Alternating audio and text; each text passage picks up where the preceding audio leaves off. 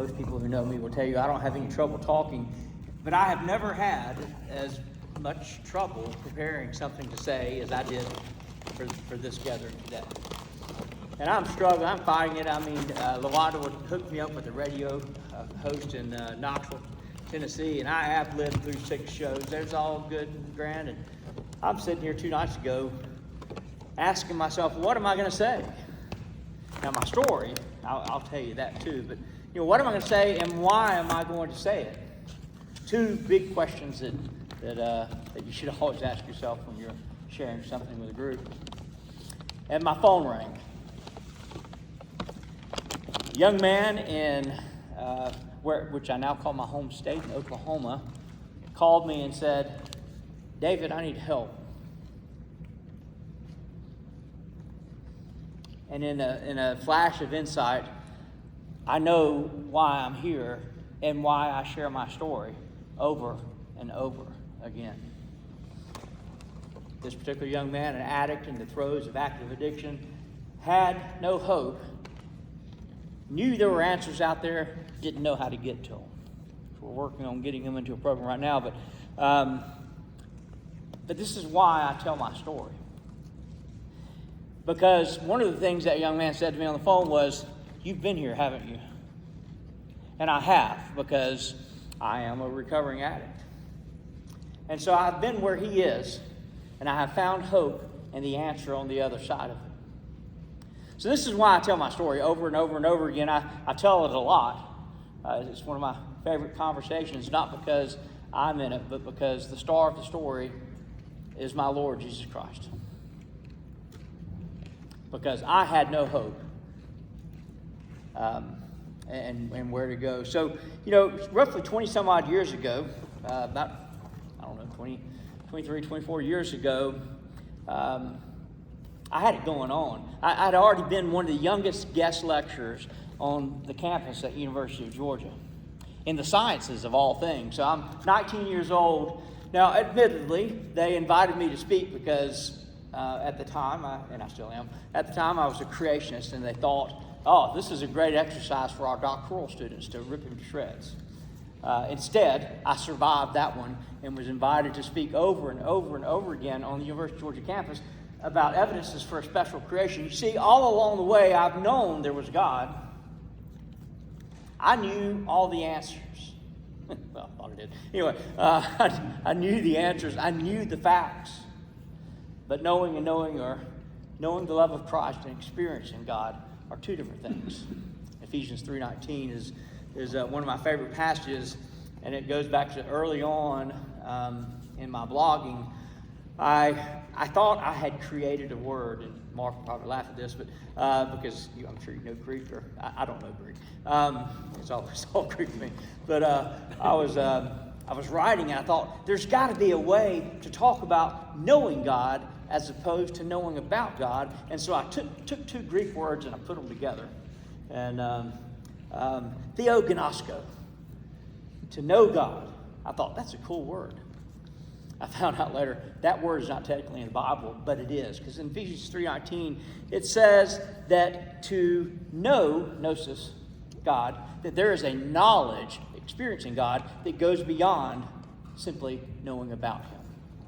We can read about it in the book all day long, but until we experience God, we don't know what that means. So I had all the facts. I'd lectured sciences. It was kind of cool stuff. And then I proceeded to go into a pattern of success, self-sabotage, success and self-sabotage. And 22 years ago, I was in the middle of success. I was a leader in the roofing industry in the Southeast.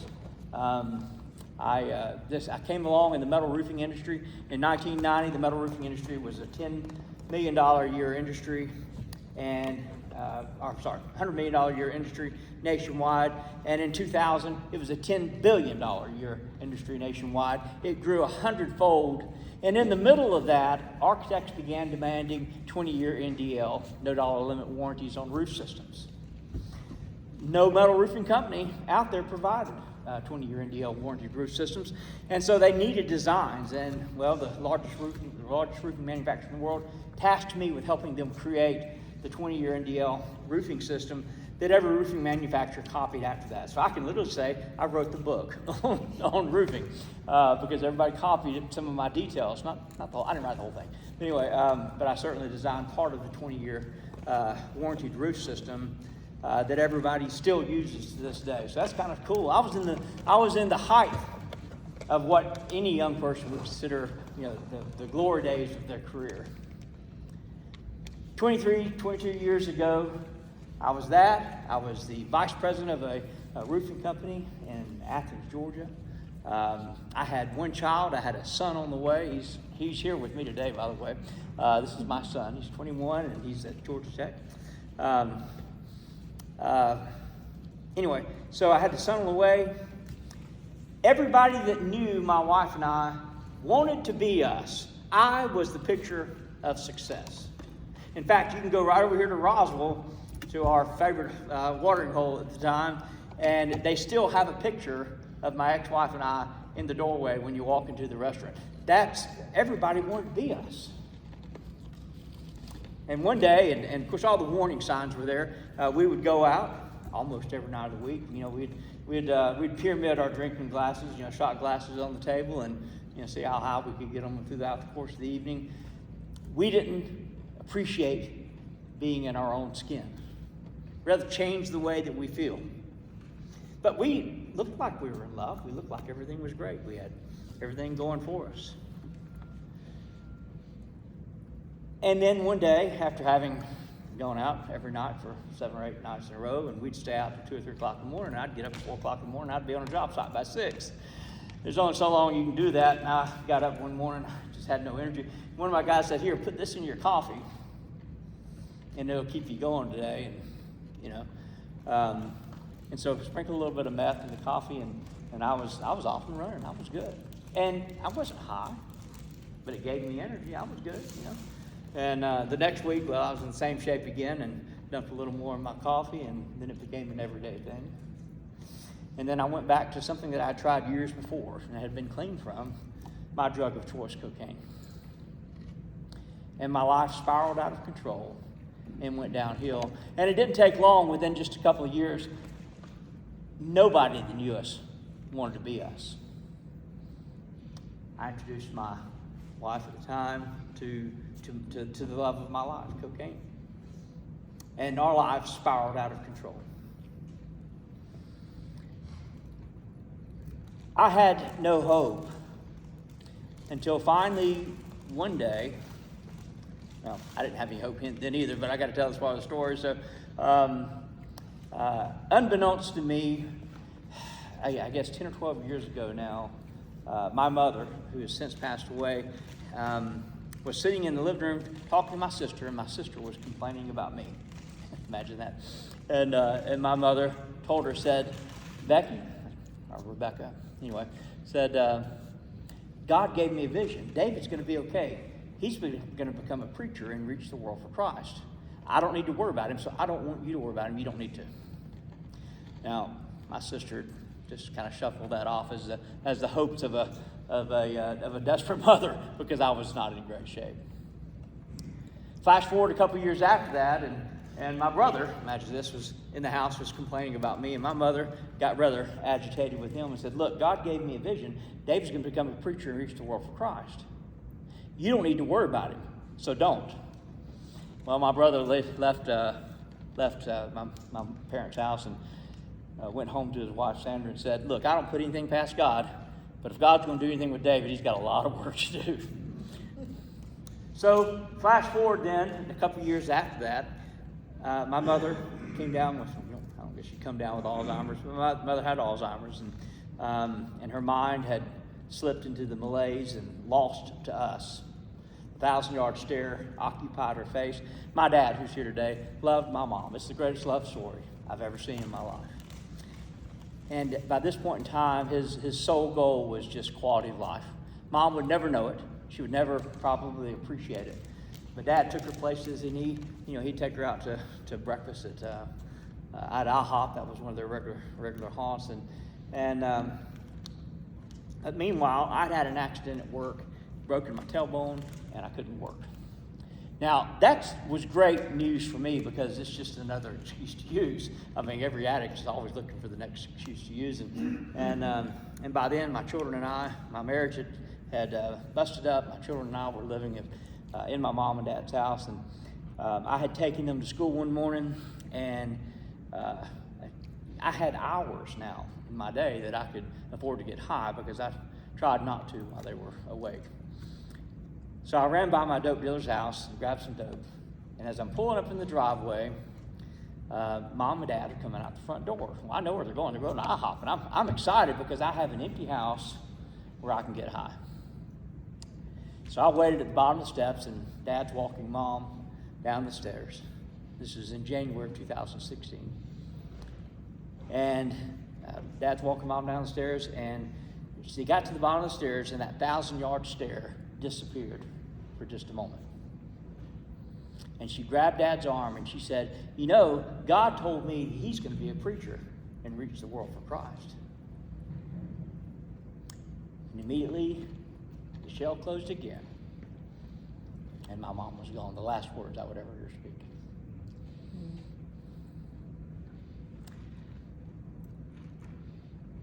I just wanted them to leave. I just wanted to go in and get high. You'd think that this miraculous event would be something that would turn my life around, but it didn't. 2 weeks later, though, something did happen. I got busted for possession. Illegal bust. There's all kind of things about this. It's just kind of, I look back now and I smile because it was an illegal arrest. They illegally detained me. They illegally held me in jail. Meanwhile, you cannot be full of substances and full of the Spirit at the same time. And God had to remove the substances from my life in order to get my attention. Now, you'd think that this would be earth-shattering to me, that I would turn my life around, everything would be great. No, because I'm a little bit too hard-headed and stubborn for that to be the case. So I went to jail. They made me go to rehab. It's the worst experience of my life. And when I got out, I only stayed clean because I just didn't want to go back. It's a miserable way to be clean. I was not yet in recovery, and those two things are two different things. And for those of us who work with addicts and alcoholics, you have to understand, they'll never find recovery if they don't get clean, but being clean is not recovery. Recovery begins just like it began in your life, because we're all addicts to some extent. We are either servants to sin or we're servants to Christ.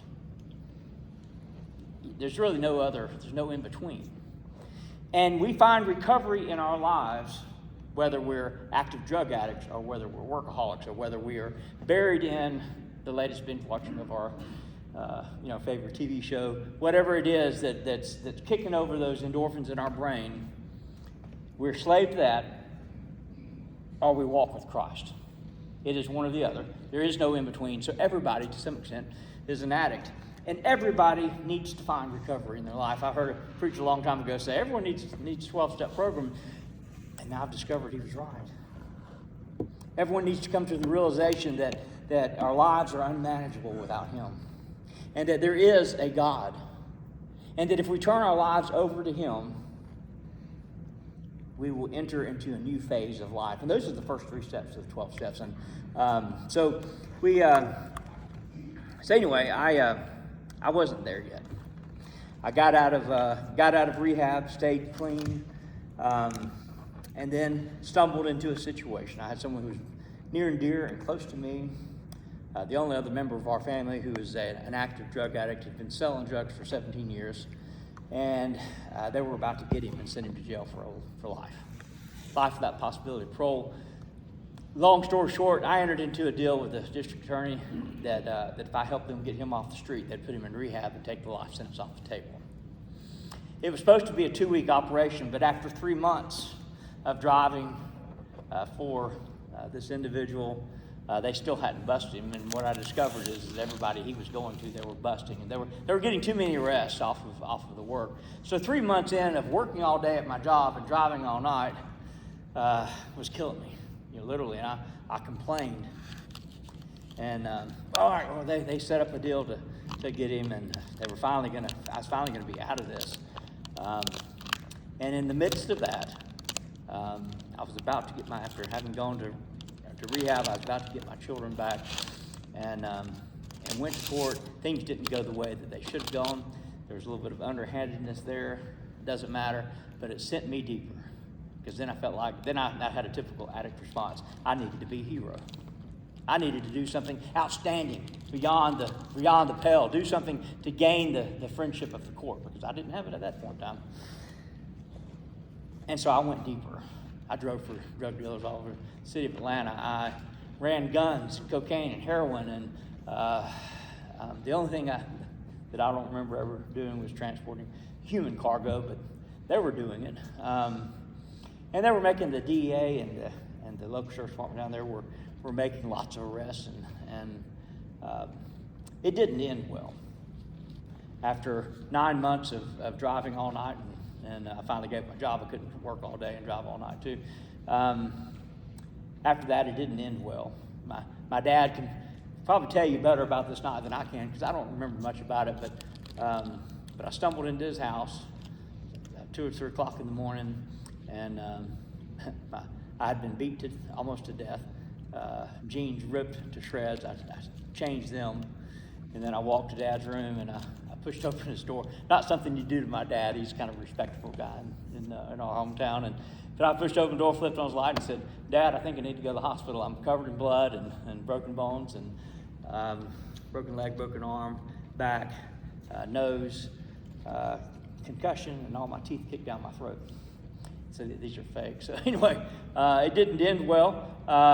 And 2 days later, we had a prospective buy set up for the DEA, and they almost botched that. And I missed having my life taken by about 100 yards.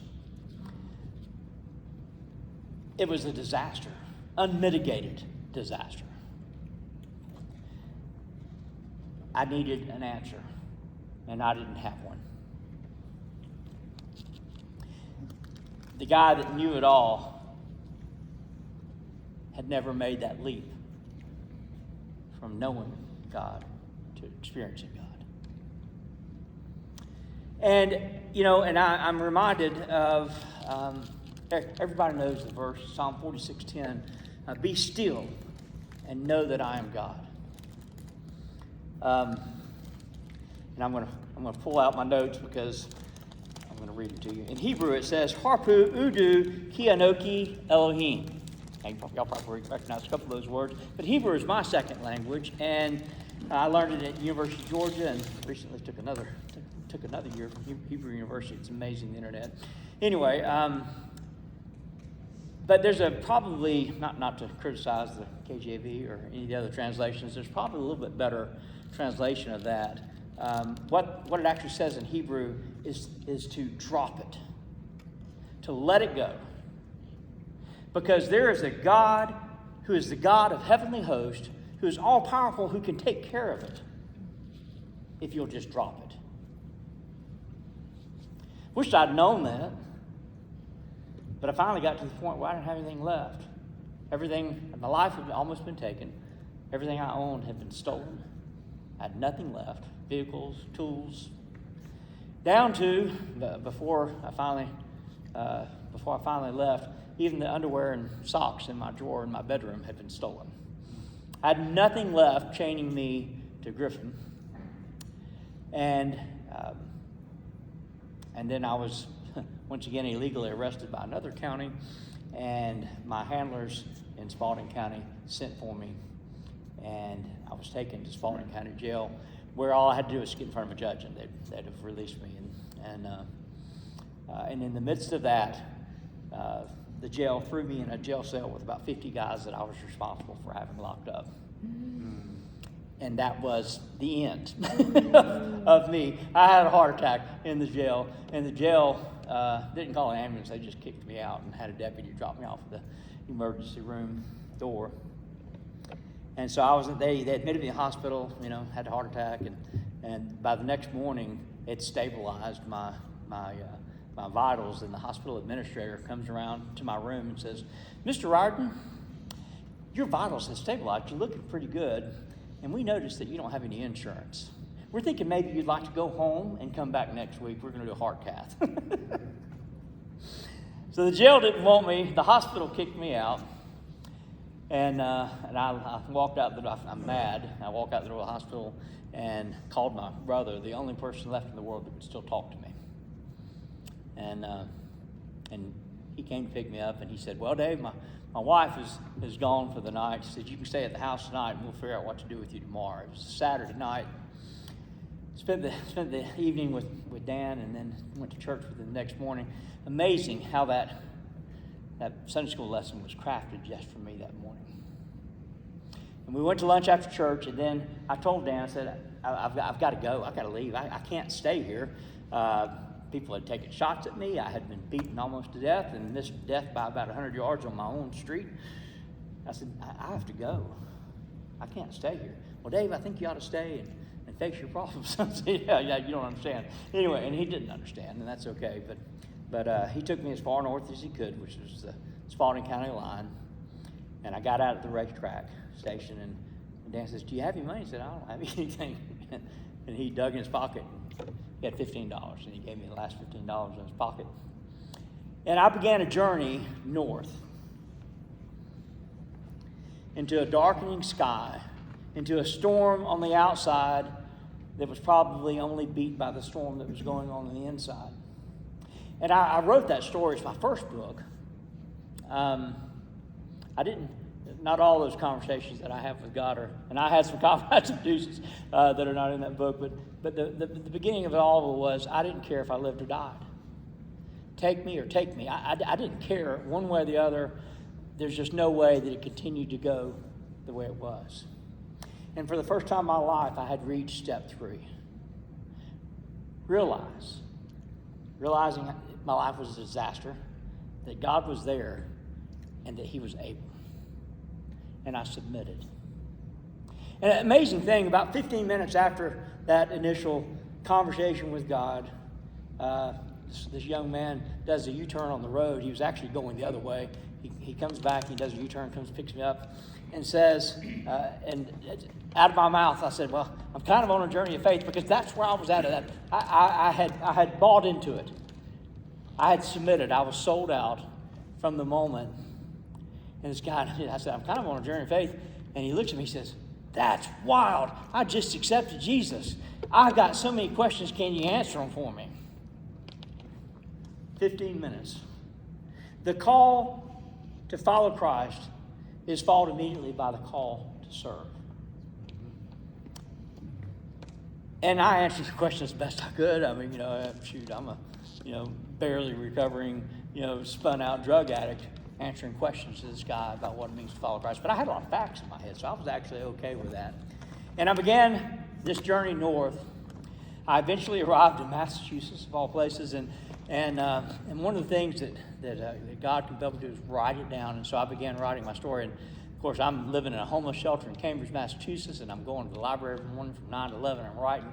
I'm volunteering at the Harvard Mills program. I'm serving other people. I ended up working for the Salvation Army and mentoring people in their drug and alcohol program. And after a year and a half there, God called me to Austin, Texas. And I bought a one-way ticket to Austin, Texas, and I arrived. 2 days later, Governor Abbott opened the homeless encampment out on Highway 183. I was out there. I began feeding people. That was doing something was important. I'd been feeding people in Massachusetts. That's a good thing to do, right? What disturbed me, what I saw, as so many other ministries were, they were feeding people food and never mentioning Christ. And how do you feed the body without feeding the soul and the spirit? And so the dichotomy kind of struck me at the time. And so as I would feed people, I would tell them about Christ and why I was doing this and who I was. And I'll never forget one of those early times I was feeding people, and this homeless guy, he walks, he said, "Hey, everybody, hey, come here, gather around." He said, "This is David. He's one of us." It mattered. I had been there, and God had called me back to where I had been. Hear him because he's like us. So one of the questions that I often get on my social media apps is, "I don't know what I'm called to do." And I tell people, look to where you've been. Because God will often call you back there to rescue those who are still lost in their sin. So, my ministry in Austin, so I'm out there feeding people at Home 183, and one day a reporter's out there and slams a microphone in my face and says, "What do you think we should do about the homeless problem?" I said, we can solve the homeless problem, but it's going to be one relationship with Christ at a time. Well, that made regional news, and next thing I know, I had a handwritten letter from Governor Abbott's office inviting me to sit on his council for people experiencing homelessness. 2 months later, I landed a job working for a construction company. I ended up running the company. And while we were there, and this is pertinent for us here at C-Suite for Christ, because what is our point? Right? We want to represent Christ in our business, in our day-to-day life. So I'm building a ministry over here to the homeless, and not really sure what I'm doing there. And several things happened that encouraged me in certain directions, and I'll run out of time if I'm not careful. So, but I got this job at this construction company. That was my background. So I was kind of on home turf. I knew what I was doing, and God opened a door, and the owners of the company encouraged me in this, that we wanted to present the face of Christ to the world, whether it's to our customers or our employees, to be the best examples of Christ that we can. And so I began to explore methods that we could do this. This is what they told me their company mission was. I made it my mission.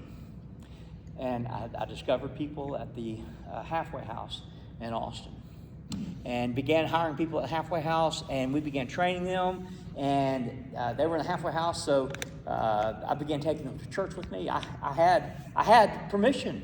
I'm an employer, so I began taking them to church with me. Several of them accepted Christ, and my pastor let me baptize them. That was kind of cool. And my mentors back in Massachusetts are going, "How is this happening in your life?" Because I'm not really that good, and like I said, I'm not a trained speaker. I designed details for the roofing industry, but I'd never really written anything. And here I am. Meanwhile, I'd been developing a social media presence, and I'd written a book, and I had done all this other stuff, and all of a sudden, God is just opening up avenues for ministry.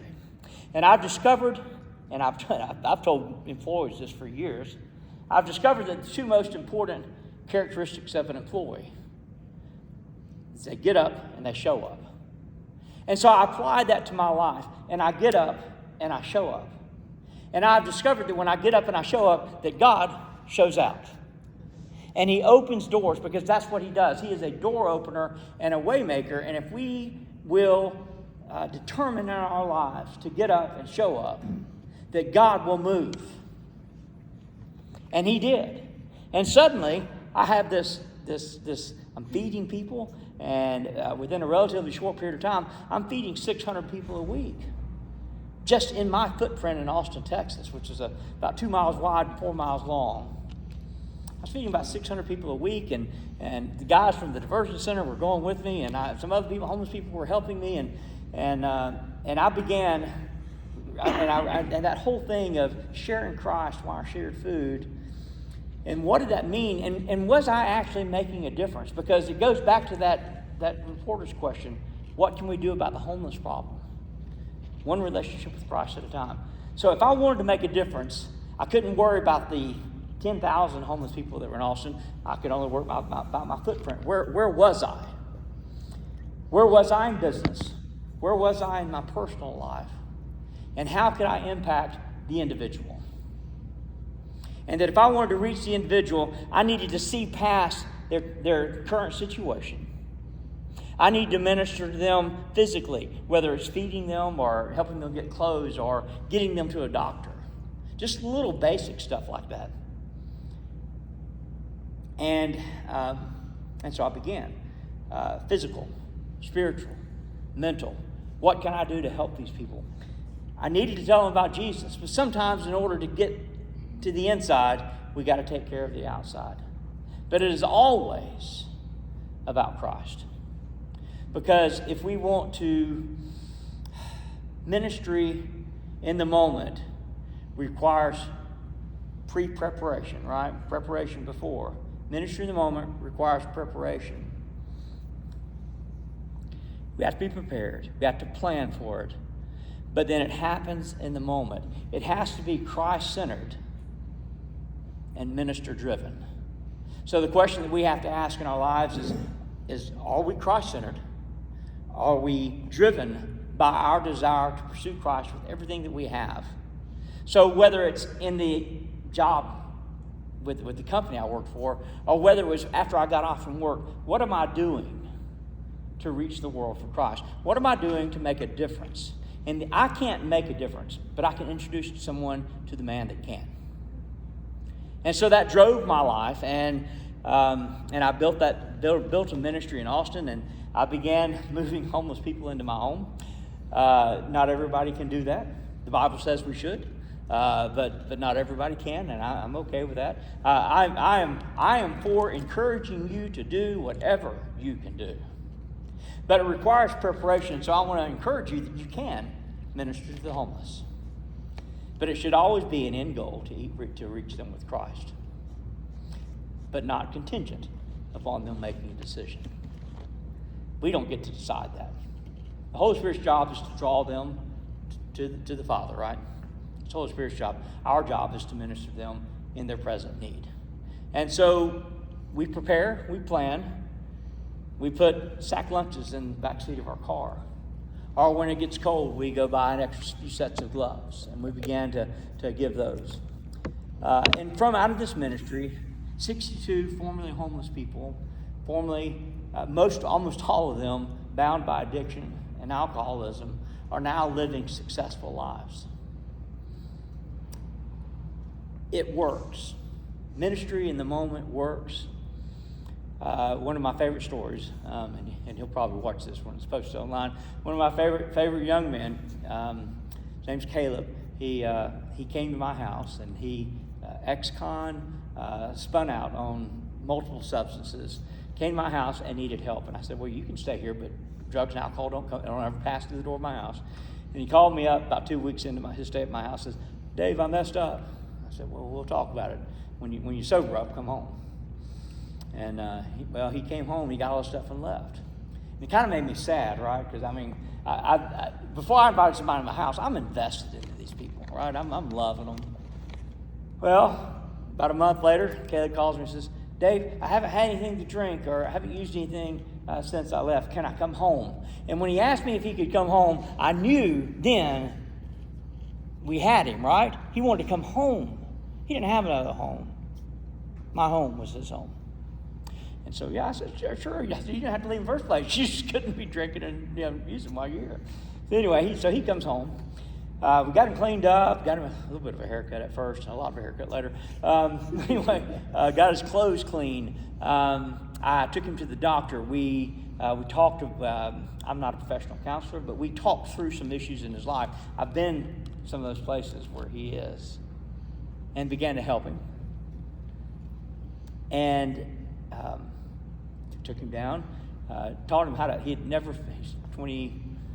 23 at the time, I think. Had never had a job. He'd been in prison. So took him down. We filled out a job application, got him a job at Whataburger. A job that, by the way, he still holds. The same job. It's 3 years later now.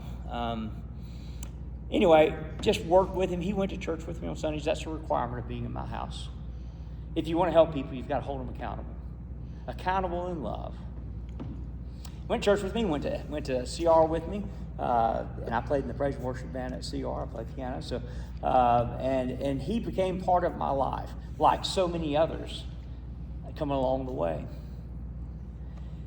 Meanwhile, I finally my ministry opportunities in Austin ended. My property was getting sold. I had to move out of Austin. And I didn't move out of Austin, but God called me to do something else, and I'm excited to talk about that right now. So I packed up and had 5 people living in my house. We helped find them places where they could go and hopefully prosper on and grow past the point where I'd been able to help them. And Caleb was the last person to find somewhere to go. He didn't want to leave. It was home, And but we finally got him in somewhere and Flash forward, God had called me to do this thing that I'm doing now, and preparation was beginning. It's called the Forgotten Ones Crusade. It is a full tilt effort to join with churches and ministries to reach the marginalized of society. That is the target of my ministry: the homeless, the addict, the alcoholic, the elderly in nursing homes, dispossessed children and teens, these people that are on the margins of our society that seem to have fallen by the wayside. And I've called it the Forgotten Ones Crusade, and that's probably a misnomer. They're not forgotten. We see them every day on the street corner, the teens running around behind the building. We haven't forgotten them, but we don't know what to do. You know, how do we help the addict without enabling? How do we help the homeless person without creating entitlement? How do we develop a successful ministry to the elderly in nursing homes so that they are and should never be forgotten? And so this is the thrust of the Forgotten Ones Crusade, is to partner with the local body in as many places as will have me to develop sustainable ministries to reach the marginalized of society. And so right now, I'm going to get to that. I'm going to get to the right now in just a minute. So flash forward, I'm working in Griffin. We had a house to wrap up. That's where some of the money came for what I'm doing. A house to wrap up, finishing, and of course my background is construction. So I went there to work on the house. It's a family-owned house, and we finally got it sold. But I'm in the backyard of a house on Luck Street. My phone rings, and it's Caleb. And Caleb says, "Dave, I don't know what you think." He said, well, first of all, I've been reading in the Bible. I said, "Well, that's good, Caleb. That's a good place." So I've been reading the Gospels. I said, "All right." He said, "I don't know what you think, but I've never really asked Jesus in my heart." I said, "Well, Caleb, today's a good day to do that." Amen. He did. He was baptized a couple weeks later. I wished I could have been there. I wasn't in Austin, but I made phone calls, got him plugged in with church. Something that I've been able to do so many times because of that social media presence. Like the young man in Oklahoma, getting him into rehab now. A lady in Atlanta who was in a battered wife situation. An addict in Greenville, South Carolina. And hundreds of people that we've been able to minister to and help across the country because of social media. So social media may be owned by some folks that maybe don't agree with Jesus, but Jesus sure has used it to be able to help a lot of people. So and I continue doing that. But to the now. Over the past 3 months, I've driven about 11,000 miles. I've been in about 100 different cities. We've begun the preparation in 72 different churches for the Forgotten Ones Crusade, which I think is really funny, because going back to what my mentor said to me, how is this happening? I don't know how it happens, and all I can say is, but God. Because a year and a half, 2 months, 3 months into barely being in recovery, and I'd written a book, and I'd begun to blog, and 60, 70,000 people had read something I wrote.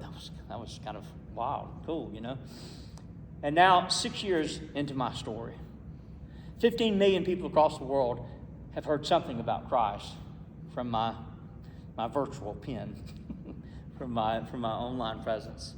62 people, formerly homeless, addicted in Austin, Texas, are living clean, productive lives now. 72 churches, thousands of people preparing to reach the marginalized in their societies, in their communities. And so what I want to do is today is to say that you can do this. If a spun out drug addict who everyone had given up on, if God can use me, He can use you. Plan and prepare. If you want to minister to the marginalized, keep some sack lunches in the back of your car. Throw a track in there. That's the bare minimum that you can do.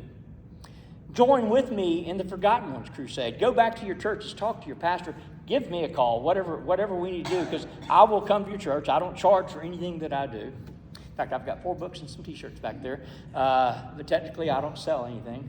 I take what you need, spend what you can. So anyway, that's how I operate. So the Forgotten Ones Crusade typically looks like this in a community. I go in and we'll do a seminar on how we change our concentration to be able to reach marginalized in society, whatever they are. I go in, we do homeless events with cookouts, and all of these things, by the way, I've been doing. So homeless cookout, we pull a grill up to an encampment or to a shelter, and we burn some burgers and dogs, and we talk about Jesus. Jails and prisons. Some of them I can't get into. There's some jails in Georgia probably like to put me under them, and yet I have the cabinet positions, Department of Justice in the state of Texas is on speed dial on my phone, so I can get in any place. So I enjoy going to jails and prisons and sharing my story, because, by the way, I've been there too. So and I get to tell that story to those folks and give them the hope that Christ has been in me. And that's really all you can do: plan, prepare, and share what God has done. Because when you share your story with people, it's like letting someone read the last few pages in a book that encourages them to go back to the beginning to find out how it started. So the gospel is alive and well in your lives if you know Christ. You need to let some folks read those last few pages. They need to go back to find out how the story started with Christ. Flip a few pages back. And so I want to encourage you to participate with the Forgotten Ones Crusade. Obviously, I don't charge for anything, but I do like to eat, maybe sometimes too much. But I do have expenses on the road, so you could join in that way if you wanted to. Certainly, purchasing a book does something like that. I have some deals back there, and I'm going to be quick. So this is the first book that I wrote. It's called The Baker: Prelude to a New Kind of Life. If you want to know why it's called that, you have to read the book.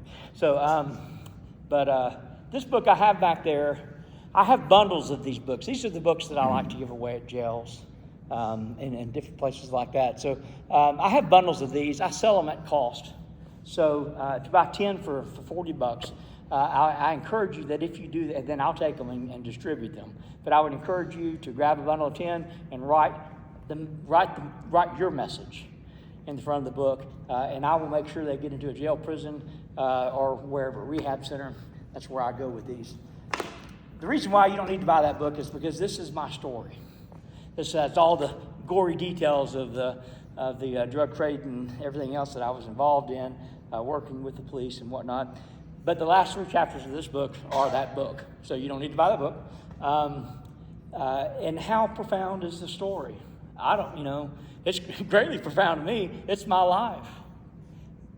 But it's impacted thousands across the world, from the Philippines and South Africa to every state in this country. Early on, I got a phone call. David, every time I read your story, I hear music. That's my brother Dan, who's a professional musician. He said, I'm going to write it down. I said, okay. So the Prelude has a soundtrack. It's actually inspired by the book. He'd read a little bit, write some music. The music is free. It's on my website, thebakerandthebread.com. So, but the last 3 chapters of this is the first book. I wrote one of my blogs is about the life and times of a dogwood seed that fell into the ground outside my mother's sewing room. I'm going to leave it at that. But one of my followers said, several of them said, that would make a great children's book. Well, I never could really make it into a children's book. I couldn't bring it down. I like the way it's written. But it is an illustrated book, and the illustrations are amazing. They're not me. I can't draw a stick man. So, but one of my followers sent me her depictions of the story, and we put it into an illustrated book. So, so that's there. And then finally, along that same theme with the Baker, it's called Citizens. And these are about 50 poems that I've written and some short stories at the end of it. But all these books are back there on the table. I've got some T-shirts too. I have what I call a sponsor package. My son will be back there at the table. He'll tell you about that. It's the 3 books plus 2 T-shirts. But anyway, those that's my merchandise, if you will. Like I said, take what you want, pay what you can. So that's just all. Will always be my policy until I can't do any more. So anyway, But and again, I'm going to go back just a little bit. Join with me on the Forgotten Crusade. Get with me. Give me your contact info. I would love to come, and I don't care. You give me a Sunday school class, I'm going to tell my story. So you put me in front of somebody, I'm going to talk about Jesus. It's what I do. It's what my life is. And I gave up everything. When God called me to hit the road, I gave away everything in my home.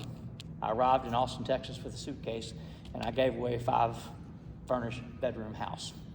So I am full tilt all the way in with everything I've got, everything I own, and all that I am to reach the marginalized of society. It's not that everybody else isn't important. They are. These are just the ones where I was, and God has called me back to. Thank you.